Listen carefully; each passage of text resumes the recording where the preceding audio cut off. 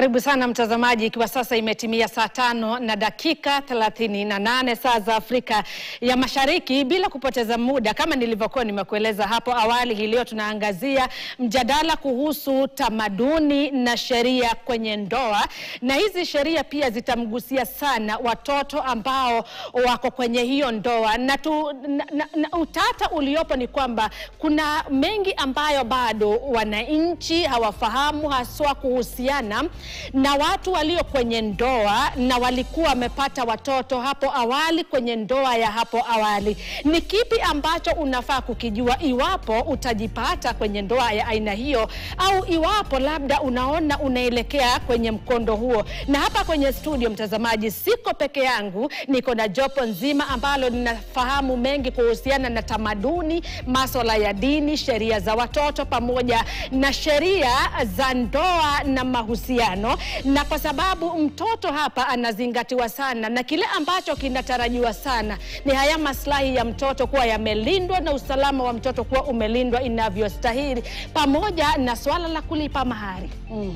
Tamaduni zetu za Kiafrika bado tunaenzi swala la kulipa mahari, lakini itafikia kuna wakati ambapo utapata labda mahari itarudishwa. Kuna vile ambavyo labda kuna wale ambao wanafahamu utaratibu, kuna wale ambao watapuuzilia, lakini athari za kutofanya vile tamaduni inavyotaka ni vipi? Ikizingatiwa bado watu wamesoma, watu wamefahamu mengi na kuzingatia ama kukumbatia mambo ya ugaibuni, na tunaacha kiasi kikubwa tamaduni zetu, lakini tunajipata kuna vile ambavyo tunajipata taabani, haswa kwa wale watu walio kwenye familia zinazofahamika kama blended family. Iwapo mama mzazi ameaga dunia, iwapo baba mzazi ameaga dunia, nafasi ya mama wa kambo, baba ya kambo kwa hao watoto ikoje? Leo hivi mtazamaji, tutakuwa tunasoma mengi tukiwa na wakili John Swaka anaofahamu kuhusu sheria za watoto pamoja na sheria za familia. Karibu sana wakili. Pia tunaye Daktari Julius Kemani, ni mshauri wa ndoa, mshauri wa wanandoa. Leo utatushauri, utatukosoa iwapo tunaelekea vizuri ama tumepotoka kabisa. Asante sana daktari. Na pia tunaye Samuel, huyu ni mhubiri na pia anaufahamu hasa kuhusiana na tamaduni za jamii za Mlima Kenya, sio? Kabisa. Karibuni sana. Asante. Tutaanzia na hapa blended family, na nataka daktari ataanzia hapa kabla sasa kumhusisha wakili pamoja na mhubiri wetu. Blended family ni familia ya aina gani? Kwa sababu wengi wanafahamu jina blended na labda hawana ufahamu wa kutosha kuhusu ni familia ya aina gani. Asante. Tukiongea juu ya blended family, tunaweza imagine ama kufikiria juu ya blender. Zingine tunaweka inachanganya matunda tofauti tofauti, alafu tunayapiga yanakuwa juice, kwa kitu kimoja. Kwa hivyo wakati tunaongelea juu ya blended family, ni wakati unapata kuna tuseme jamaa alikuwa na mke mbeleni, labda mke akaaga akamwachia watoto kama wawili, ama wakadivorce, wakawachana. Kwa hivyo vile wameachana, labda watoto wakaachwa na mzee. Alafu pia kuna msichana labda alikuwa single mother, alikuwa na mtoto na hakuwa ameolewa, ama pia process ya divorce ikafanyika, ama kitu kama hiyo, mzee akaaga. Ndio sasa hawa wawili wanapatana, kumaanisha kwamba kuna jamaa na kuna msichana wameoana, na pia wameleta watoto ambao wametoka katika hizo familia mbili pamoja. Kwa hivyo sasa hiyo ndio kitu inaitwa blended family. Ni tofauti na ile ambaye unapata labda ni jamaa ameoa msichana ambaye ako na mtoto na yeye hakuwa. Pale tunaweza sema si blended sana. Lakini hii ni ile inamaanisha watoto wako kutoka both sides. Kwa hivyo ukiwaleta pamoja, ni lazima mjaribu kuweka hiyo kitu inaitwa blending. Kuwaweka pamoja ili waweze kuendelea katika njia moja. Hiyo ndio blended family. Asante sana daktari. Na pia utakuwa unatueleza wakati unasema ujaribu kuwaleta pamoja, ni masuala yapi ambayo pia yanafaa kuzingatiwa, lakini ni hapo baadaye. Mhubiri Samuel, unaunganisha harusi. Wakati sasa mimi kama Agnes nitafika mbele yako, labda tuna mpenzi wangu na tunataka kufunga ndoa, lakini ufahamu tulikuwa na uhusiano sisi wote, kila moja kama jinsi daktari ameeleza, sote tulikuwa na mahusiano ama tulikuwa kwenye ndoa zingine, lakini zile tukatalakiana, tukaachana. Ni kipi ambacho unakiangalia sana kabla ya kuunganisha hiyo ndoa, ama unastahili kuunganisha ndoa ya aina hiyo? Jambo la kwanza ni vizuri kusema ya kwamba ni vizuri kuunganisha, kwa sababu hakuna mtu ambaye huingia kwa ndoa akiwa na mpango ama na matarajio ikavunjike ama ikakosa kufanya kazi. Kwa hivyo hawezi kuhukumiwa ambiwe wewe sasa hautaingia kwenye ndoa nyingine kwa sababu uliwachana na yule. Lakini wanapokuja wale watu wawili na kila mmoja alikuwa na ile ndoa ya kwanza ambayo iliisha, kuna mambo ambayo ni ya kuzingatiwa. Jambo la kwanza ni kuhakikisha ya kwamba ile ndoa ya kwanza imeisha na imeisha kabisa. Kusema imeisha kabisa ni kusema namna gani? Wakati hawa watu walioana wale wa kwanza, kama ni huyu msichana ambaye anaolewa hapa, alikuwa na ule mpenzi wake wa kwanza, walikuwa wameoana. Je, ilikuwa ni ndoa ambayo ilikuwa imehalalishwa katika sheria ya nchi ya Kenya? Kwa hivyo lazima kuwe na process ya divorce. Haya, kama kwa hivyo hiyo ni ile ni wale ambao walikuwa wamehalalisha. Si ile ya kuja na wewe uje tuishi pamoja, kusongesha maisha. Kuna hiyo pia, lakini pia kuna mambo ya kuangalia. Je, hata kama hawakuwa wamefanya harusi ambao ni halali, kuna mambo ambao huwa yanatambulika mpaka na sheria yetu kuhusu mambo ya mahari. Katika ile ndoa, je, mahari ilitolewa? Na kama ilikuwa imetolewa, wale wazee ambao waliketi chini kutoka pande zote mbili, lazima wakaketi chini wakakubaliana ya kwamba hii ndoa sasa imeisha. Na hapo actually mimi huwa hata nina demand barua kutoka kwa wale ambao walikuwa wanahusika na ile ndoa ya kwanza, kuonyesha ya kwamba sasa hawa watu wawili hawawezi wakaishi tena, ili huyu mwanamke anapoingia katika ndoa nyingine tuhakikishe ya kwamba ile ya kwanza imeisha na imeisha kabisa. Lakini kama walikuwa na watoto, walikuwa wameshazaa watoto, sasa hilo nalo ni jambo lingine ambalo linapea ule mjadala mwelekeo pia tofauti. Kwa sababu ndio amekuja ameolewa, lakini pia pale pana baba ambaye alizaa hawa watoto, na anakuja sasa kwa mume mwingine ambaye atakuwa ni baba wa kambo kwa hawa watoto. Kwa hivyo hilo haliwezi likapuuzwa. Hapa tuzungumzia kuhusiana na hiyo barua ambayo umesema kwamba unaagiza wanaofika mbele yako na wanakupatia hiyo historia halisi kuhusiana na mahusiano ya hapo awali, ili uwe na uhakika kwamba haunganishi wanandoa ambao bado hawajatia kikomo kutoka kule wanakotoka. Hii barua imeandikwa na nani? Hii barua, kitu cha kwanza huwa tunasema ya kwamba ama tunawaelekesha wewe msichana, yule mwenye alikuwa amekuoa aje na wazee wa kutoka upande wako wao, ama na wazazi wake, wakutane na wazazi wa huyu msichana na wazee wa upande huu. Kwa sababu wakati ule walihalalisha hii ndoa katika hali ya kitamaduni, wale watu ndio walihusika. Wakati mahali ilipeanwa, kuna wale walitoa na kuna wale walipokea. Waketi chini, wapitie katika zile taratibu. Kama ni hii mahali irudishwe upande ule mwingine, wakaandikiane na wakubaliane wote ya kwamba hiyo ndoa haipo tena, na wasaini ile barua ili ikaweko kwenye file ya hawa watu ambao wanaoana upya. Asante, tutakuwa tunaingilia mengi kuhusiana na hilo. Sasa tuingisha wakili. Wakili, umewasikia kuna mshauri wa masuala ya ndoa na pia kuna kiongozi wa dini. Wewe kama wakili ulio na ufahamu kuhusu sheria za familia, sheria za ndoa, blended family kisheria imetajwa vipi? Asante sana Agnes. Ni sharti tufahamu kwamba sheria ya Kenya ambayo inagusia mambo ya katiba, mambo ya ndoa, Marriage Act, na mambo ya Children's Act, iko very clear. Mambo ya blended family na mengine hajazungumziwa. Kile mambo ambayo yametajwa pale ni jamii ama ni familia. For example, sheria zetu zinafahamu ndoa. Kuna statutory marriage, ile ambayo amefanya kwa kanisa ama amefanya pale kwa Attorney General. Kuna customary marriage ya utamaduni, ile mchungaji amezungumzia akasema familia zinaweza kutana, wazee wa exchange kama ni dowry, ibainike kwamba hii ni ndoa. Hiyo ni mfumo mwingine wa ndoa. Kuna kamwisti, kuna ambapo dada ndugu wanakuja pamoja wanaishi. Kuna criteria ile ambayo sheria itaangalia ndio interpret kwamba hii ilikuwa ni ndoa. Lakini cha msingi ni kwamba ndoa ki statutory marriage inatambua bibi moja, bwana mmoja, na yeyote yule ambaye sasa atazaliwa pale atakuwa watoto wa ndoa. Mtoto ambaye anazaliwa kwa ile ndoa yuko protected chini ya Children's Act. Mtoto ambaye hajazaliwa kwa hiyo ndoa bado yuko protected chini ya Children's Act. So ile kitu sheria inafanya ni hivi. Ikiwa huyu ndugu ametoka upande huu, dada ametoka upande mwingine, wamekuja na watoto, cha msingi sheria inatazamia the best interest of this minor child or minor children. Ikiwa baba mzazi hayupo hapo kwa hii ndoa ya pili, kuna haki ya huyu mtoto kuweza access na hata kuwa na kuwa kwenye custody ya biological father, ikiwa that is the best interest.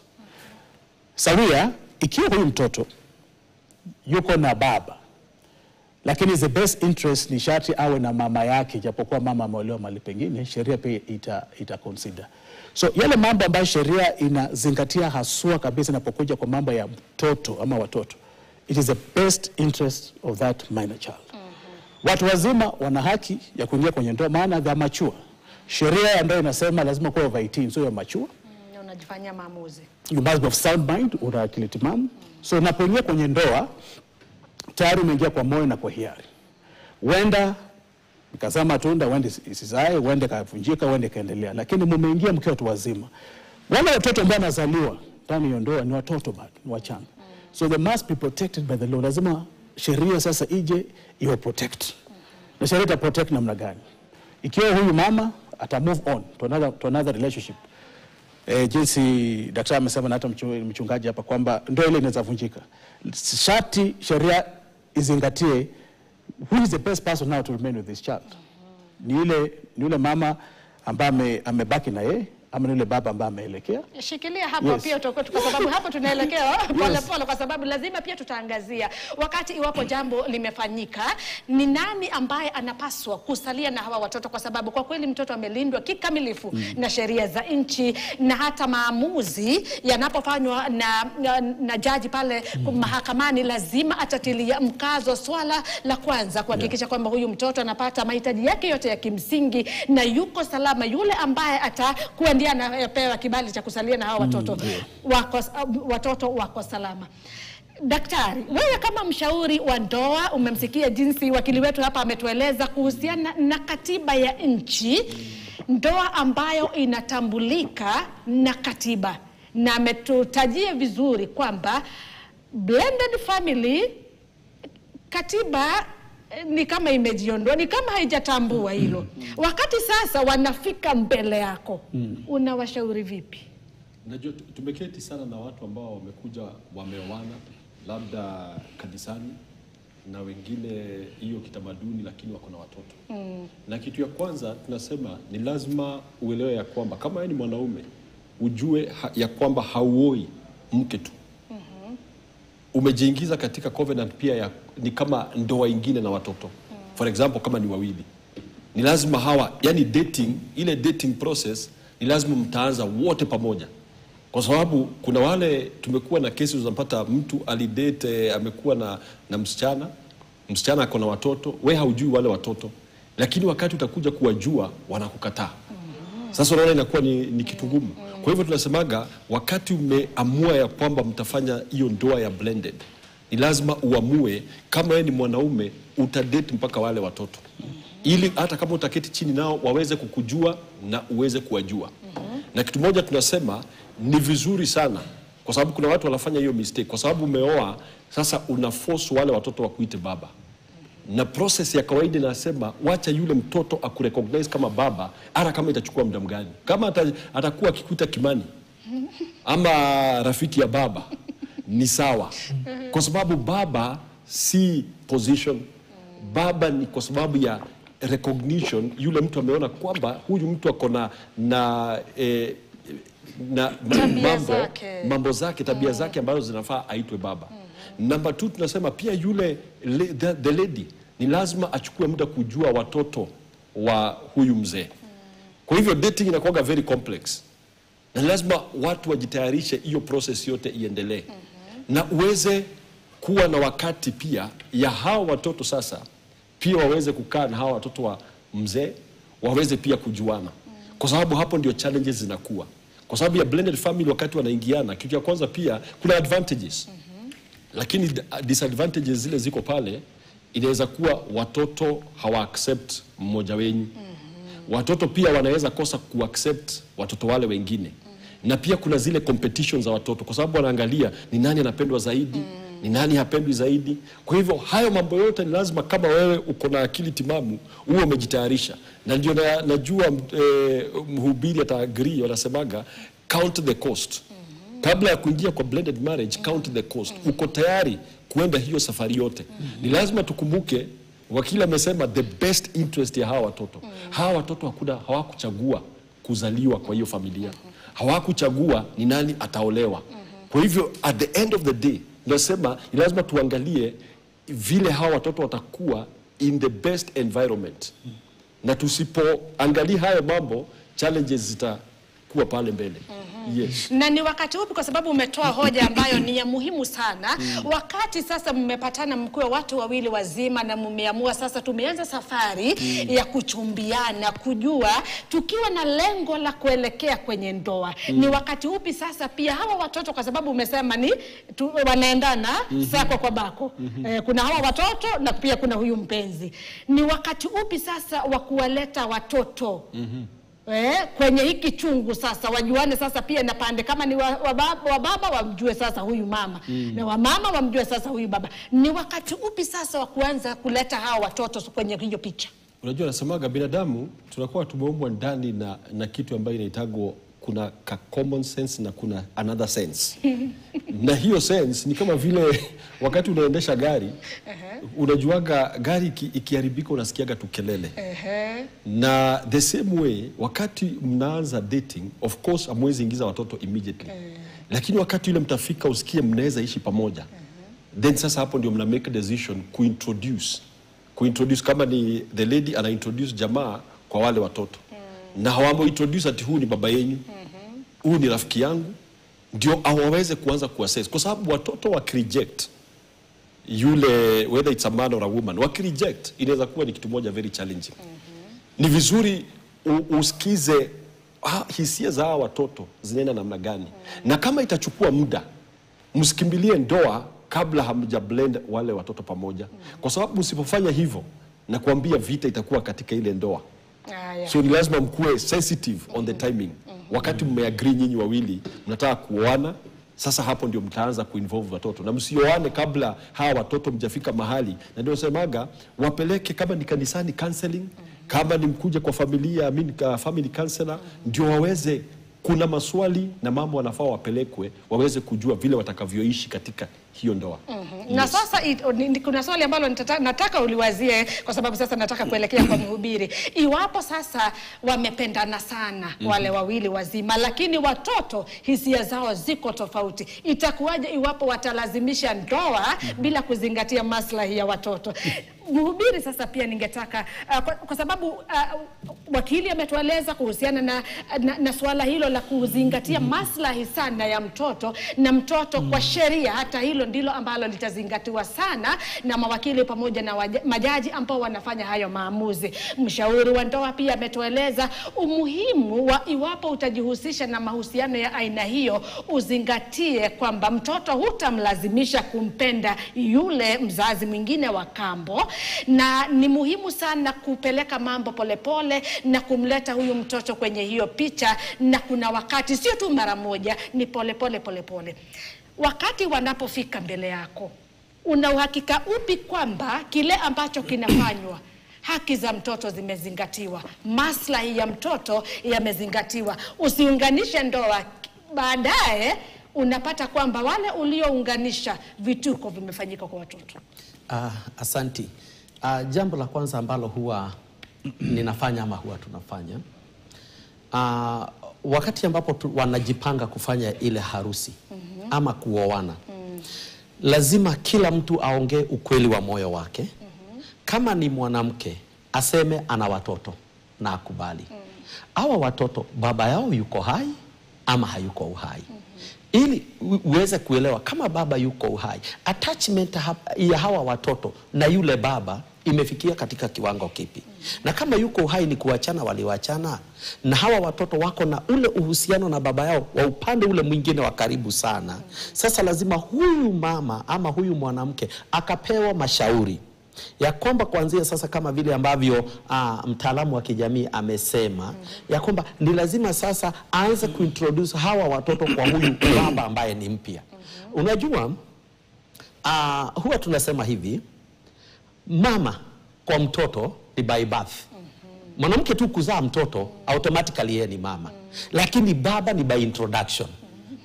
Mama ndiye anaanza kuambia mtoto, huyu ndiye baba yako.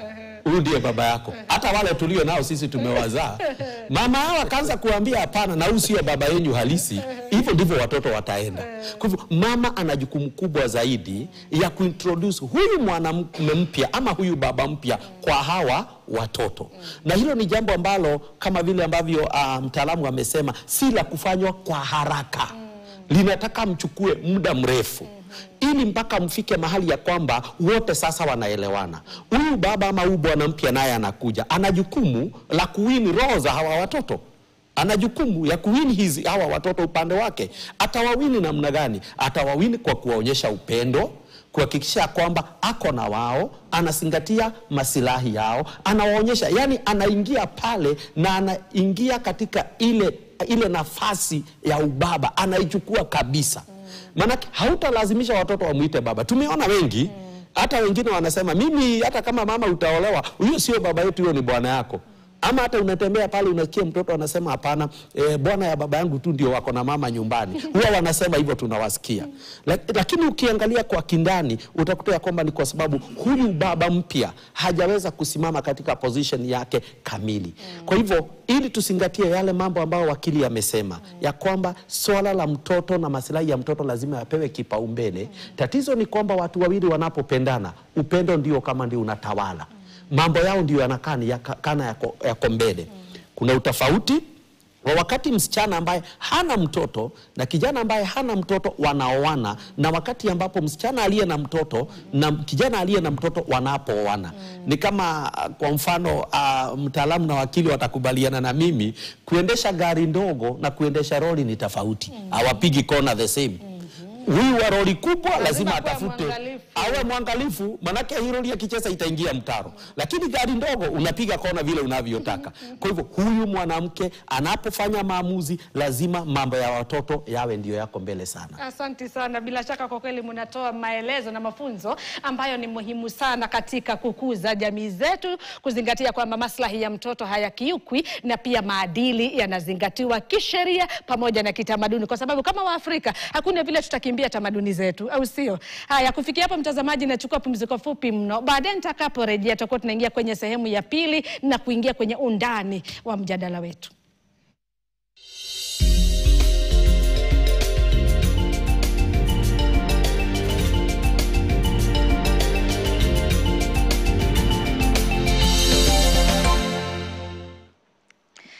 Karibu tena mtazamaji, kwa sasa imetimia saa 6 na dakika 5 saa za Afrika ya Mashariki, tukiendelea kujadili swala ambalo lina uzito wa aina yake la tamaduni na sheria kwenye ndoa. Na kumekuwepo na mkwaruzano kwa sababu kuna mengi ambayo watu wanajipata hawafahamu ama walikiuka na kumuumiza yule mtoto. Na ndiposa tuko hapa na wakili wetu John Swaka, mshauri wa ndoa Daktari Julius Kimani, pamoja na mhubiri Sam Waroi, tukiangalia na cha msingi ni kuhakikisha kwamba jamii inafahamu kuhusu haki za mtoto na kuhakikisha kwamba maslahi yake yamezingatiwa inavyostahili. Na kabla ya kuchukua pumziko, kuna swali ambalo daktari nilikuwa nataka ujibu samahani, kwa sababu wanafika mbele yako na kwa kweli umeona mambo mengi, vituko vingi, na wakati mwingine nina hakika hata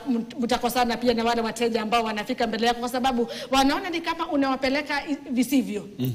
Wakati sasa hawa wawili wazima wamepatana, lakini watoto kuna vile hawataki. Na wanajilazimisha sasa, wanaelekea kwenye hiyo ndoa. hatima ya mtoto ikoje hapa, na wakati kisa kama hicho kinapojitokeza huwa mnafanya nini, ama ni kipi ambacho kinastahili kufanyika? Na pia baada yako wakili atatueleza ikifika sasa hapa sheria, wataalamu wa masuala ya watoto wanafaa kufanya nini. Na kitu moja tunasema tumesema process ya hiyo ya dating na kuingiana katika ndoa ni vizuri waifuatilie, wasiwe na haraka. Kwa sababu ukiwa na haraka, tumeona ndoa nyingi zimeanza za blended families, baadaye zikavunjika.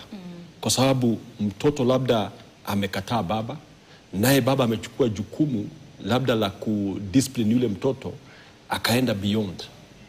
Na unapata sasa naye mama, nafikiri mhubiri alisema mama, unajua yeye ndiye amezaa mtoto. Kitu ya kwanza anaingia pale anasema hautanipigia mtoto. Sasa ikiingia hapo unapata eventually ile ndoa ambayo ilikuwa ni tamu na ile haraka inatimishwa, inafika mwisho kwa sababu hawakuzingatia hawa watoto. Na nasemaga ya kwamba hakuna kitu haiwezi succeed. Especially unajua pia katika ndoa ni kama kumarket product. Lazima kama wewe ni mama umarket tu jamaa vizuri sana. Nitamarket vipi? Ni lazima kumarket, useme uzuri wake. Unajua kila kitu iko na advantages. Uzuri wa huu jamaa mnajua, na si kwa sababu tunapiga baba yule mwingine na tunasema ati yule alikuwa mbaya. Ni kwa sababu pia maisha yako uonyeshe ya kwamba unahitaji kuwa na mtu katika maisha yako, na pia huyu mtu atakuja kusaidia. Naye baba, nafikiri mhubiri amesema kitu ya maana. Si ati akae tu hapo ati anaangalia tu kuitwa baba. Ni lazima achukue jukumu la kujijulisha kwa wale watoto na kuwapenda, kwa sababu upendo genuine inajulikana. Unajua kuna watu wanasema I love you. Anaambia watoto I love you, anawapatia crisps, lakini ni smile huko ni fake. Lakini ndani anajua anasema watoto siwapendi. They can feel. Let me tell you, nasemaga watoto na wanyama ni kama the same. Unajua watoto na wanyama wanajua wapale wanapendwa. Kwa hivyo ukitoona watoto wana reject mtu, wewe kama ni msichana keti chini uwaulize ni kwa nini hamtaki huu mtu. Na kuna yale mama atakwambia. Hawa watoto wako kama wewe ni mzee unataka kuoa a lady. Na watoto wako pia wanasema we don't like this lady. Listen very carefully. Kwa sababu hawa ni kama detector. Na usipochunga, nimesema hiyo ndio italeta shida baadaye. Kwa hivyo afadhali mchukue hata mwaka moja, miaka miwili mkitayarisha hawa watoto. Kwa sababu eventually ndoa nyingi hazivunjiki kwa sababu watu wapendani. Zinavunjika kwa sababu watoto walikataa ile ndoa. Yes. Na sasa kuna hoja ambayo umetoa nzuri, ningetaka nyinyi wote watatu mtachangia kila mtu aina yake. Umesema kwamba yule bwana asikae tu vile auze sera zake. Huyu naye mke asikae tu vile tu auze sera zake. Kama ni huyu mke ni kama jaribu kupigia debe mpenziwe. Vile vile kwa yule. Afanye hivyo vipi? Wakili, afanye hivyo vipi? Ni kusema huyu ni mzuri nini ama afanye nini haswa ili kuhakikisha kwa sababu hata huyu wote wawili wanataka mambo ya kwenda vizuri, ili kuhakikisha kwamba kesho yake mambo hayatakuwa tofauti. Hizi sera ziuzwe vipi? Kisheria katiba ya Kenya inasema hivi: parties to a marriage have equal rights. Wale bibi au rather tuseme mume na mke ambao wamekuja kwenye ndoa wana haki sawa kabla, during, hiyo ni wakati ndoa inaendelea, na hata wakati wa kutengana ikiwa utatengana. Haki zao ni sawa. What does that mean? Inamaanisha kwamba ikiwa kuna mtoto amezaliwa pale, hawa wazazi wawili wana haki sawia ku access wale watoto na ku provide parental responsibility 50-50, custody 50-50. You have equal rights to access those children na kuwa wazazi wao, regardless ikiwa umeolewa tena au hujaolewa ama chochote kile. That's primary consideration in the Constitution. Unapokuja kwa Children's Act, inasema kwamba the best interest of these minor children ought to be considered wakati una make any decision touching on these children. So unapata kwamba it is not really yale ambayo hata wale wazazi watasema, it is their conduct. Ikiwa hawa watoto wametoka kwa mama huyu labda ametoka kwenye ndoa hii ameenda kwa nyingine, hawa watoto wanakuwa treated namna gani? What is acceptable wishes of these children? Hawa watoto wangependa nini? Wakati inafika wakati ambapo kuna mgwaruzano ama kuna kutoelewana ama kuna shida ya custody, mvutano ya custody ya kuprovide ya nini na nini, na ikiwa kesi hiko iko mbele ya mahakama, mahakama ina nguvu na mamlaka ya kuita wale watoto na kuwahoji kivyao bila wazazi, wapatie koti taswira kamili ya yale mambo ambayo wanapitia wakiwa na mama peke yao, ikiwa ni mama yameolewa kwingine, wakiwa na baba kule kwingine. Then koti inaenda kutumia mambo ya yale ambayo watoto wanasema, ikikumbatiana na sheria and their best interest, kujua watoto hawa wataweka kwenye mseto upi. Kuna wakati ikiwa both sides kuna shida sana, mahakama itangoja kwamba watoto hawa waumizwe. Court ina nguvu ya kuamuru kwamba watoto hawa wanyang'anywe wale wazazi wote na wekwe kwa home fulani ambao watoto hawa watazingatiwa. Na ikiwa itabanika kwamba ni mama aliye na makosa, mahakama ina haki ya kuchukua watoto kutoka kwa yule mama, notwithstanding ati ameolewa tena, na kupatia huyu baba ambaye ameoa tena, ikiwa watoto nasema our best interests are being catered for. Tukiwa na baba anatulisha, anatupenda, anatupeleka hospitali, anatulipia school fees, anatupeleka entertainment, yuko na sisi anatupenda. Tukiwa kwa mama mambo haya yafanyiki, tunafungiwa ama tunaachiliwa ama nini na nini. Court ende consider kwamba wewe ni mama huyu mtoto katu na jinsi unavyoweza. No. The court is going to intervene and take the custody from the mother, place in the father. Kuna wakati hata court ina limit mambo ya custody ama access. Wakati ikibanika kwamba either mama ama baba is negative, ana mambo ambayo yanatatiza watoto, wanasema hamtakutana hata physically. Wewe baba ukitaka kuongea na watoto wako, simu ndio hii, utakuwa unapigia simu. Ama kama ni mama mwenye shida, utakuwa unapigia watoto simu. Hadi wakati ule ambapo hawa watoto wataweza kujimudu kukuwa na wewe in their presence. Maana watu wengine wanapotengana kutoka kwa ndoa, wengi wao wanakuwa na hasira, wanakuwa na ubaya against the other party. So unapata kwamba wanatumia hiyo process ya kutengana to spread negativity in the children. So sheria lazima contain the negative, the toxic reactions kutoka kwa baba huyu na mama huyu, isipiga wale watoto. Kwa maana mambo ya watoto iko covered na Children's Act, iko covered na Marriage Act. Marriage Act ni ya watu wawili wazima. Muliingia mkiwa akili timamu, mkiwa watu wazima, mmekosana. Hiyo ni sawa. The court cannot force you to be together, but the court will protect wale watoto.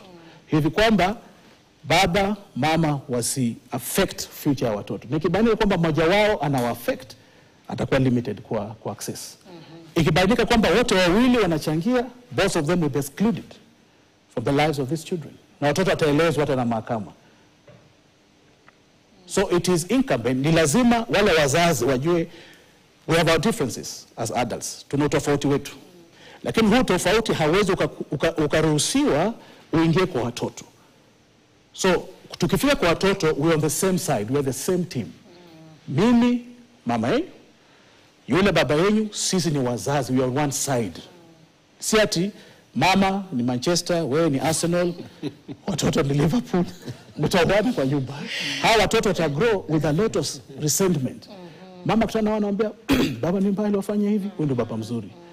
Ama kule baba mama yenu ni mbaya, huyu ndio mama mzuri. These kids will grow up confused, bitter, and they will also watafuata hiyo njia tu wakigrow. Hawana mwelekeo mzuri. Hawana mwelekeo. Na sasa ikifika ni hapa wakati watoto wanapohojiwa, kwa sababu wanawekwa chumbani, wanahojiwa na mahakama. Ni mtoto aliye na umri wa miaka mingapi? Ni mtoto ambaye koti of course mtoto wa mwaka mmoja miwili mitawezi, lakini koti na other aids, ina like children officers, wale ambao wanatembea kwa manyumba, wanakaa na wazazi, wanaona what is happening and all that, wanasaidia. Koti kuna counselors ambao wanasaidia, psychologists ambao wanasaidia, na pia watoto kama ana umri wa kuelewa kitu. Mtoto kama amefika hata 5, 6, 7 years, anaweza ongea mawili matatu. Anasema napoenda nyumbani na nyumba vyakula, ama nikienda napigwa, something that the court can deduce. And the court has the power to call even the parents na kuambia mtoto amesema hivi na hivi na hivi na hivi. So there are certain other wishes of a child cannot be ignored. Ikiwa mtoto amefika umri angalau wa kuelewa mazuri na mabaya. It's very sad ama ni vibaya kabisa kwa sababu unapata kwamba watu wazima wanapoana na wanapotengana na kama wamezaa watoto, very few of them watataka kuongea mazuri kuhusu mwenzao. Na wakati kesi kama hiyo haifiki mahakamani, unapata kwamba wale watoto wanaumia sana. Ikiwa kuna mtu atakimbia wasilishe mahakamani aseme kuna mtoto hapa anaumia anahitaji usaidizi ama nini. Kule interior ama vitongoji unapata watoto wanaumia sana na wametengwa. Kwa sababu these two people differences zao kabisa zimeingizwa ndani ya watoto. Lakini ni dhahiri tufahamu ya kwamba the law provides for divorce. Be it customary law, be it statutory law, people can always go aside. Lakini sheria ina protect wale watoto kabisa. Haya, asante sana wakili, tutakuwa tunaendelea. Warui, wewe kama mhubiri na ambaye anaufahamu kuhusiana na tamaduni, hasa tamaduni za eneo la Mlima Kenya, mtoto ni wa baba ama ni wa mama? Inategemea kama kwamba huyu baba ambaye ameoa huyu mke amesha lipa mahali, amefanya zile vitu ambavyo anafaa kufanya. Kwa sababu huwa wanasema uwezi ukanunua ng'ombe ukawacha kamba. Lazima kama mtaniuzia huyu ng'ombe, hata kamba hata kama ni yenyu lazima mnipe. Mwezi baki na kamba. Kwa hivyo kama huyu mwanaume amempenda huyu mwanamke na ameshamuoa, kisha baadaye akaenda akafanya yale mambo ambayo yanastahili kulipa mahali vile anavyohitajika, mpaka watoto watakuwa ni wake. Na akipuuza hilo jambo, kule mbele litampata. Kwa sababu gani? Wakati huyu mtoto kwa mfano ni msichana, ameshakuwa mtu mzima, anataka sasa kuolewa, wale wenye wanamuoa wanataka kulete mahali. Kama huyu mwanaume hajanunua mamake ama hajapeleka mahali kwa mamake, hawezi akaguza hiyo mahali. Mahali itapelekwa kwa kina yule mwanamke. Kwa hivyo watoto automatically ni wa mwanamke, lakini mume ni kuwanunua, anawanunua, anagaramika kuwachukua, kwa sababu hiyo ndiyo setup. Unajua kila kabila ama kila jamii ina desturi zake. Na sasa desturi ya watu wa mlima huwa wanasema ya kwamba baba mtoto hawezi akakula mahali ya mtoto wake mpaka awe ameshatolea mke wake mahali, na hawezi akapitisha. Kwa mfano, alikuwa ametoa shilingi 1,000. Mahali ikikuja milioni 1 yake ni 1,000. Hii nyingine yote apeleke kule kwingine. Na asiguze chochote. Hiyo ni utamaduni wa mahali pale. Na pia kama vile ambavyo wakili amesema, interest ya mtoto zaidi hapa ndio inawekwa kipaumbele. Ndio tunaipa kipaumbele. Na ukauliza swali, huyu mama ama huyu mama atapigaje debe kwa hawa watoto? Atawaambia namna gani? Kuna vitu ambavyo ni vya kiasilia. Love is natural. Sio kitu ambao unaweza bandika mtu ama mpeleke shule ukamfundishe. Kama kuna upendo katika ile nyumba kati ya huyu baba mpya na hawa na mama na kwa watoto, itakuwa tu natural. Hauwezi ukaiforce. Lakini pia ukumbuke ya kwamba pia kuna wamama ama kuna wanawake ambao mpaka baba ambaye ni biological wanamfanya aonekane duni na aonekane kitu mbaya zaidi kwa watoto. Kwa sababu watoto kwanza wakiwa wachanga wanaamini mama wao zaidi. Nani anafundisha mtoto lugha? Ni mama. Nani mtu wa kwanza mtoto kujua? Ni mama. Kwa hivyo mtoto anaamini nani sana? Mama. Kwa hivyo kile mama anasema kuhusu either ni baba biological ama ni baba wa kambo, inategemea zaidi hii ndoa itakuwa na mwelekeo wa aina gani. Asante sana, bila shaka mnatupeleka vizuri na tunafahamu daktari sasa pia kwa sababu pia unafahamu kuhusiana na zile tamaduni za kule za haswa za eneo la Mlima Kenya. Jinsi mhubiri amesema kwamba iwapo baba hajalipa mahari yeye sio baba wa hawa watoto. Watu wanafahamu hilo.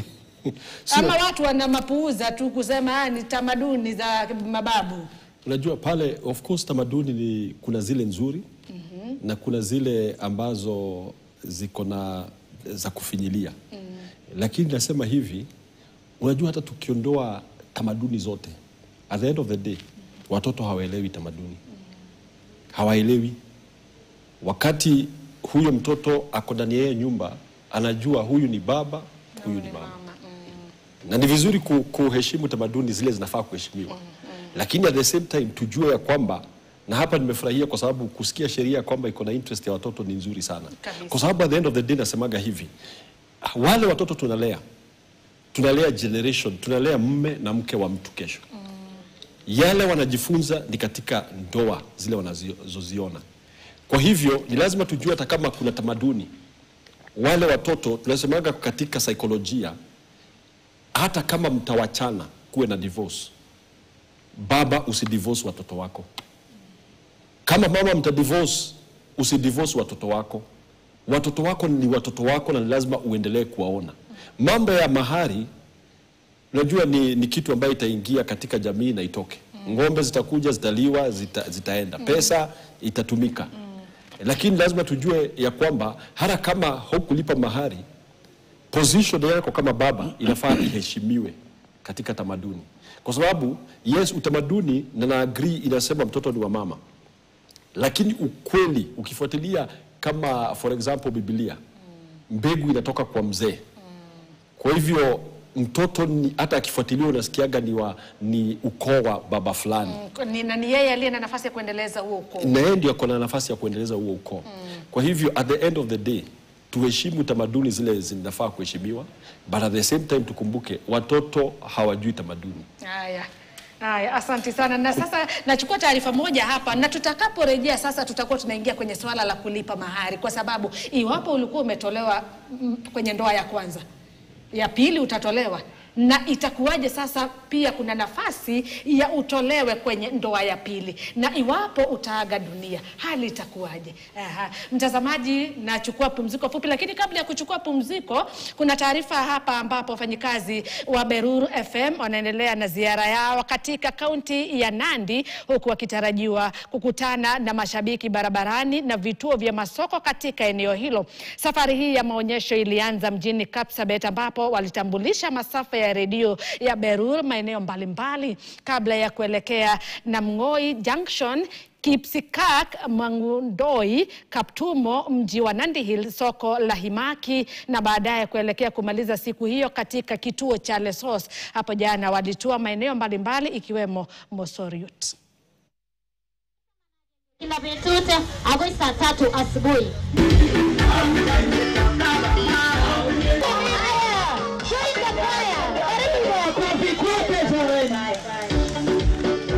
Kuja. Utakuwa mkubwa ama utapatia dadi? Utapatia. Hapo sawa. Hapo sawa. Sawa. Patana na mashabiki, tumepata meet and greet, kage na ige ago, we are so glad. And also in Petuta brand kwa kimita clients ambao I know, and today they are so happy because wamepata value from us as a product as Beruru FM. Tumekuwa na Pwani Oil, tumekuwa na Starbex Gas, tumekuwa na Boresha, na imekuwa safari ya kufana kabisa, na ndio tunamalizia saisi, and we are just still looking up to tomorrow. Oh my God. So we are just telling the people of Nandi County tomorrow is another day, na tunaanza kesho Kapsabet, tunaenda Chepterit, tunaenda mpaka Himaki, tunaenda Lesos. So tunawaambia watu wa Nandi County kujeni kwa wingi. Very happy to be here today visiting the people of Nandi County with Beruru FM. Pwani oil, we have come with products like Ushindi. Ushindi, we have Ushindi bar soap, we have Ushindi dishwash. We also have Sawa petroleum jelly. Sawa petroleum jelly is a petroleum jelly that has 3 variants: cocoa butter, men's range, and the original. Today we came to the people of Nandi just to bring our product. Na mtazamaji, taarifa hiyo ya Berur inatukamilishia awamu yetu ya 3 ya mjadala wetu kuhusiana na tamaduni pamoja na sheria kwenye ndoa. Na chukua pumziko fupi mno. Sasa nitakaporejea tutakuwa tunaingia kwenye sehemu ya mwisho ambapo tutakuwa tukiangazia swala la kulipa mahari.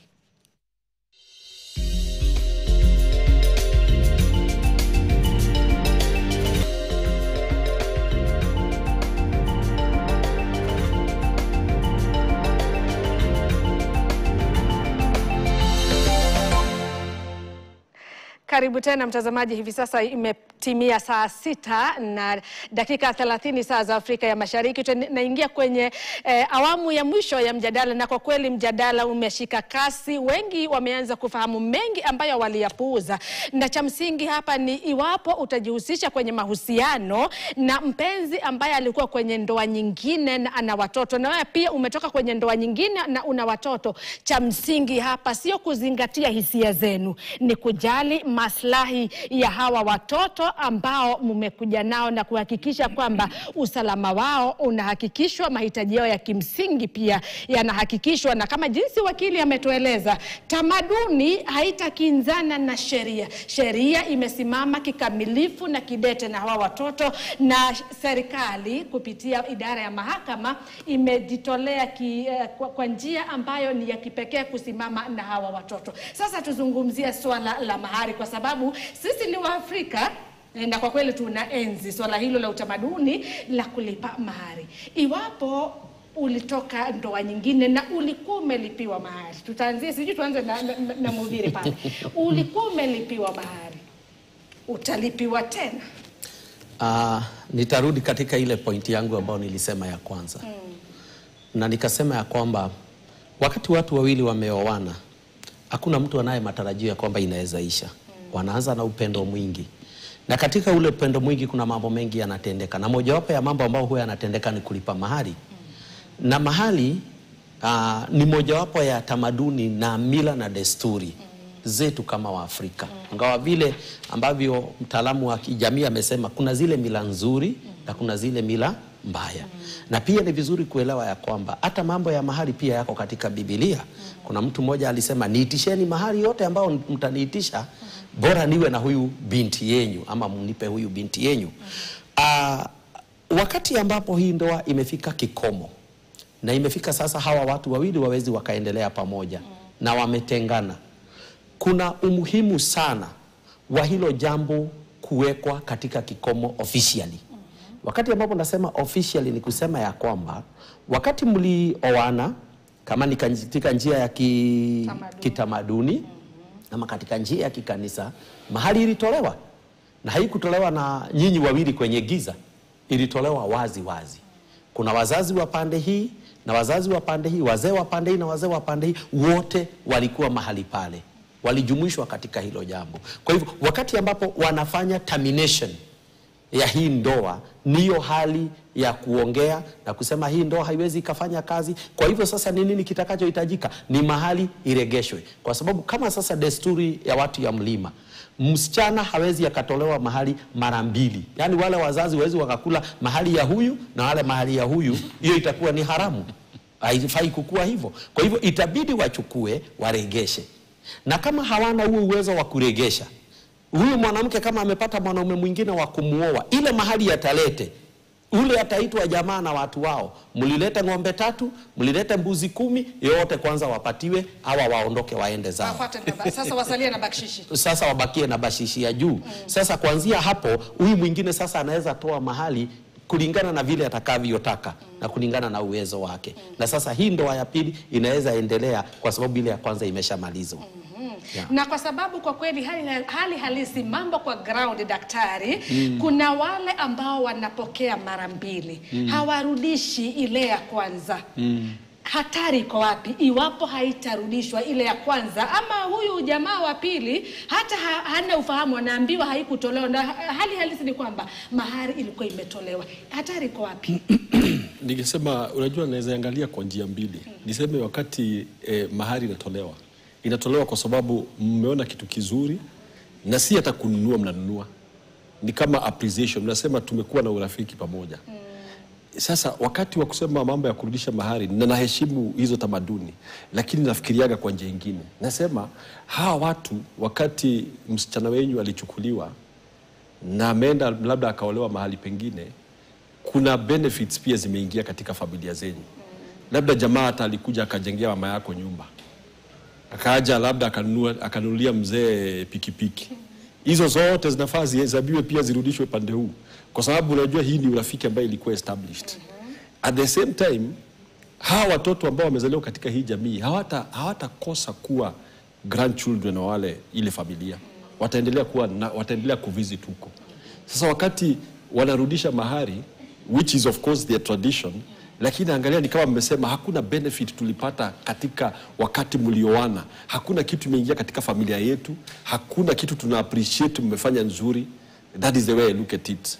But nikiangalia kwa njia nyingine ya pili, ni kama niko na hii simu, nimeuzia mtu.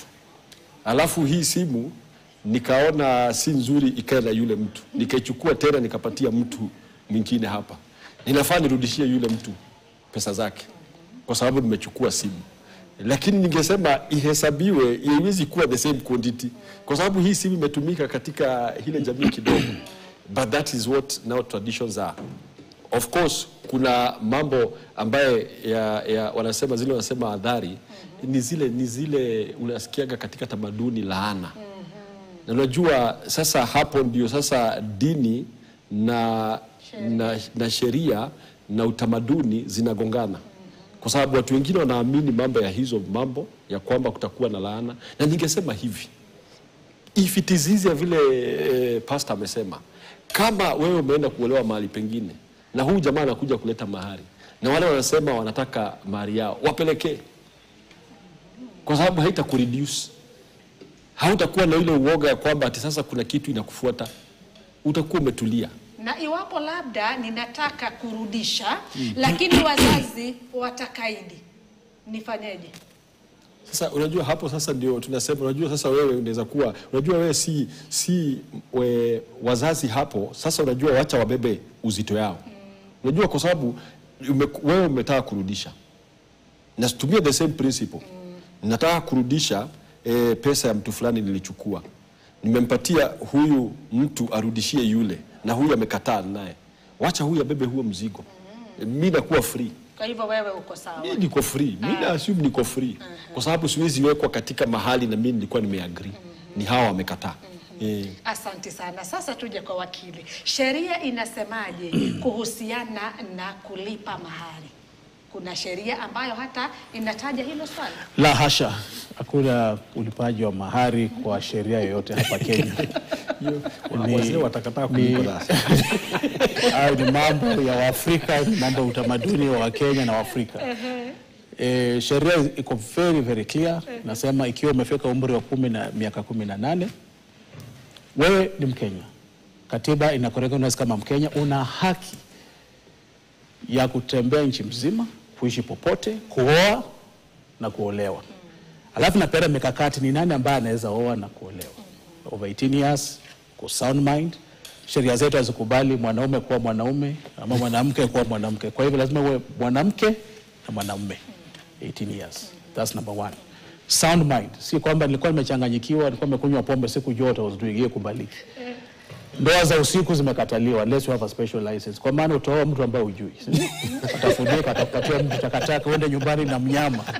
So sheria zetu ziko zinasema ifanye mchana. Mahali peupe, mahali watu wapo, na kabla hiyo siku kuna vitu ambazo zitafuatiliwa. Lazima mfile notices kwa registrar kama kuna mtu ana pingamizi yote kusema huyu ni mke wangu ama huyu kuna mambo fulani tunayo, aweza kukubalika kuoa tena. All those objections zitasikizwa ikiwa zipo. Kisha mtapewa license ama permission to go ahead. Mkitaka kufanya kwa garden, kuna special license. Kwa maana sheria inasema ndoa ifanywe mahali patakatifu kama ni kanisa. But if you want to do it in a garden, there's a special license for that. Those are the things ambazo sheria ina provide kwa nchi yetu. Hakuna mahali nasema mwende malizane mpeane mahari ng'ombe fulani kitu fulani la. But hiyo ni statutory law.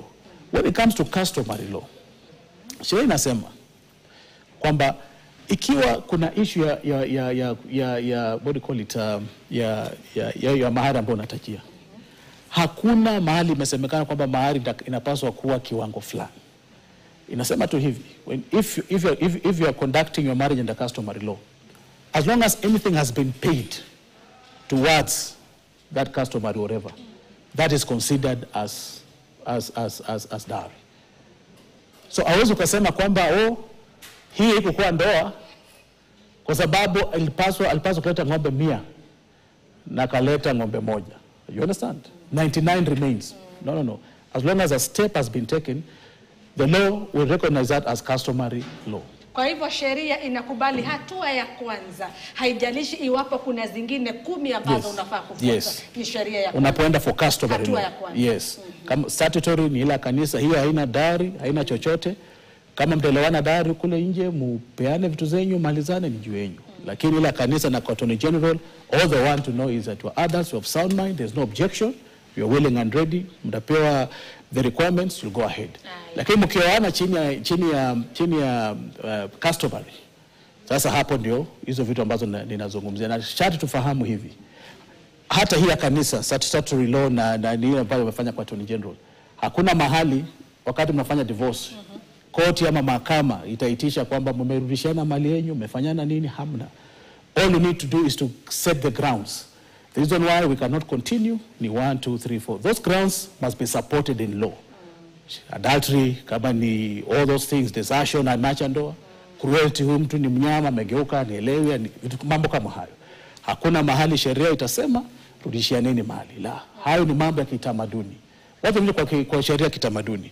Sheria ya Kenya katiba inasema hivi, kwamba hakuna sheria nchi hii ambayo haiko consistent na katiba yetu itakubalika. So kuna utamaduni mwingine ukubalika hata mahakamani.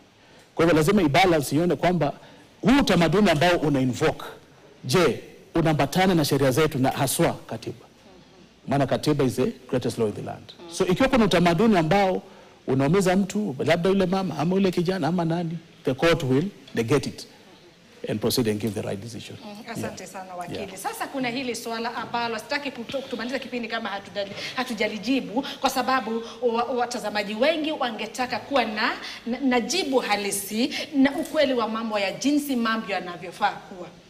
Kuna hawa wawili ambao sasa wako kwenye hii familia, blended family, lakini kwa mfano kama mama aage dunia, nafasi ya baba mzazi kwa watoto na nafasi ya baba wa kambo kwa wazazi, kwa watoto ni gani?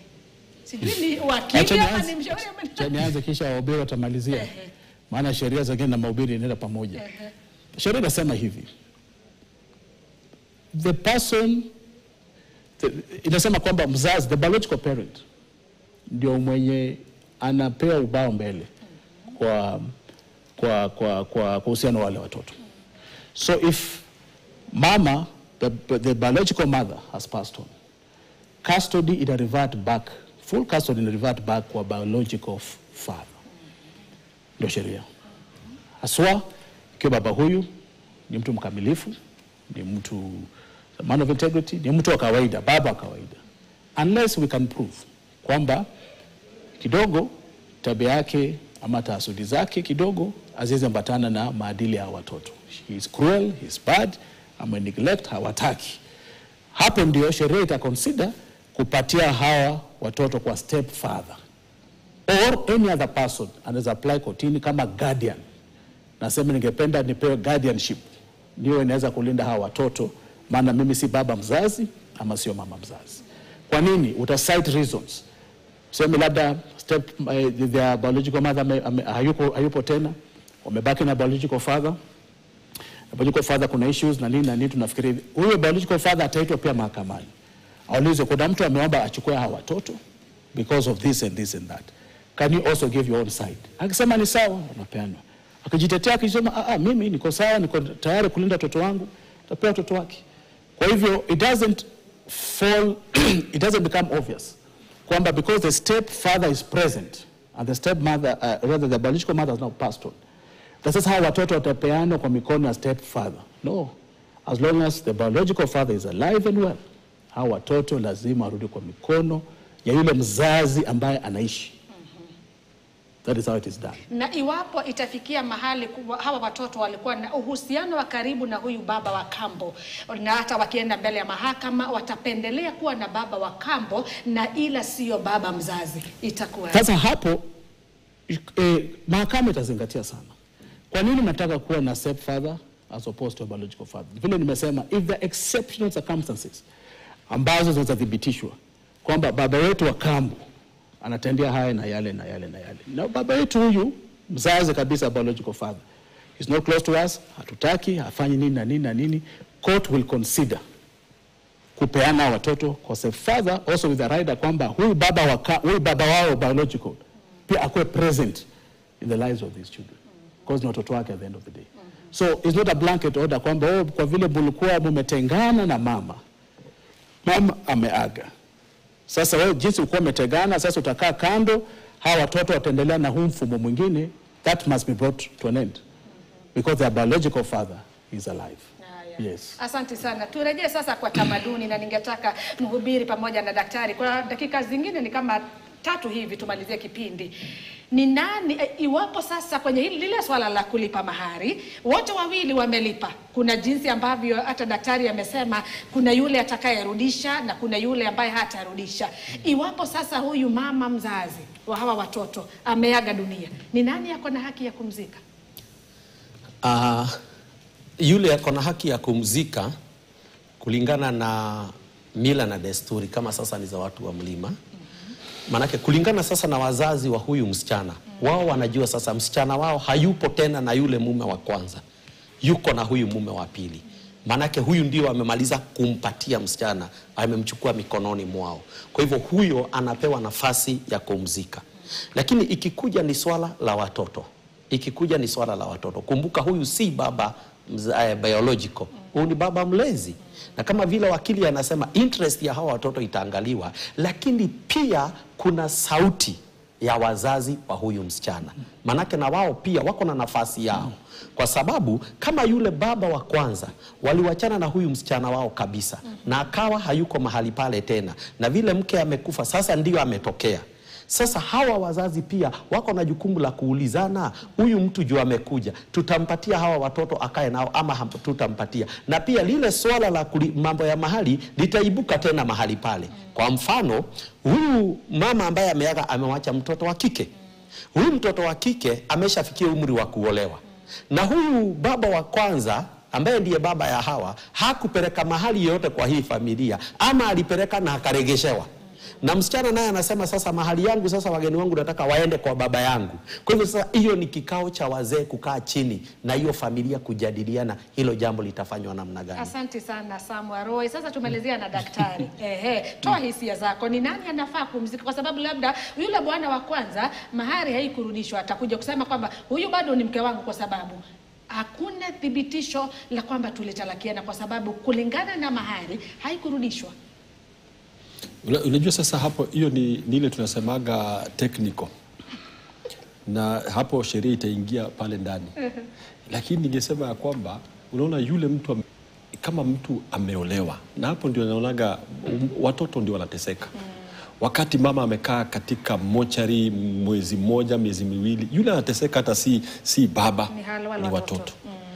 Lakini ingekuwa ni vizuri kama huyu amekuwa akiishi na huyu mwanaume na labda for example alilipa mahari, anafaa awe ndio tamzika. Huyu labda mahari yake haikurudishwa ni kwa sababu labda hawakuagree. Lakini hakumpenda, anamzika kwa nini? Kwa sababu atakuwa amezikwa mahali, huyu mtu amemchukua tu amemweka mahali, lakini yeye ndani wa moyo wake alikuwa amemwacha. Ningesema hizo vita zingine inafaa ziwachwe, kwa sababu wale watu wanaumia katika hii process yote emotionally ni watoto. Kwa hivyo watu wa agree haraka, na kama watu watazikizana wote kuziko, then wazazi wa mtoto wa msichana kwa sababu ni wao wamzike. Na watoto bado waendelea kuwa na uhusiano na yule baba wa kambo, hata wakirudishwa kwa baba wa mzazi, waendelee kuwa na mazungumzo, labda wanapatana, wasalie na huo uhusiano wa aina fulani na yule baba wa kambo. Uhusiano wa watoto na baba zao ama na baba wa kambo, mama wa kambo, si jambo la kukataa. The only thing ni kwamba wanadamu kwa wanadamu wa kawaida unapata kwamba hisia zinabadilika kidogo wakati ule mama sasa ameondoka. So mambo huenda yasiwe yalivyokuwa, because the glue, ile glue ama gamu ilikuwa inashikanisha watu wote na yule mama sasa hayupo tena. So unapata usiano kama unaenda ukididimia ukipotea. Maana huyu mzee pia naye lazima labda ataoa tena mahali pengine.